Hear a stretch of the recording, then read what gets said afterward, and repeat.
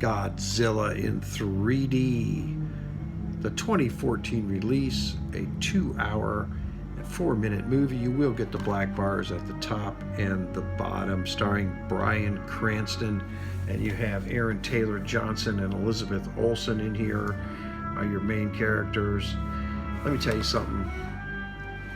Was this good? This movie is an absolute classic, epic Godzilla movie. Absolutely. To date, to me, this is the best Godzilla movie to date that I've seen. I have not seen King of the Monsters yet. Just listen to that music score. That music score is spot on throughout the entire movie. Bryan Cranston knocks it out of the park. He brings a human element into the story. This Godzilla is about the human aspect. It's not about the monsters. I mean, yes, you get your Godzilla. So we're going to talk about Godzilla here in a minute, but this brings home the human element. This really shows Bryan Cranston with his wife and his children, and there are going to be some spoilers here, so if you don't want any spoilers, go ahead and take off. Okay? Bryan Cranston just knocks it out of the park. As you know, he's about in 65% of this movie, and then his son takes over. I'm not going to tell you what happens to him. They are fighting this creature, the Motu, and the army's involved. And this is more of a Godzilla where it's, these are animals. They're not monsters in this movie.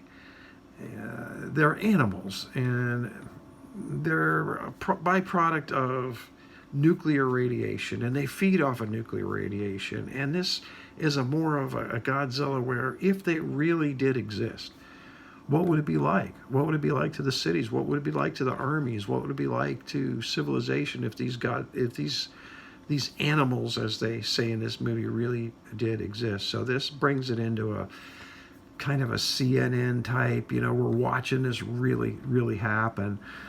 And the battle scenes are absolutely incredible. The cinematography, it's epic. Everything about it.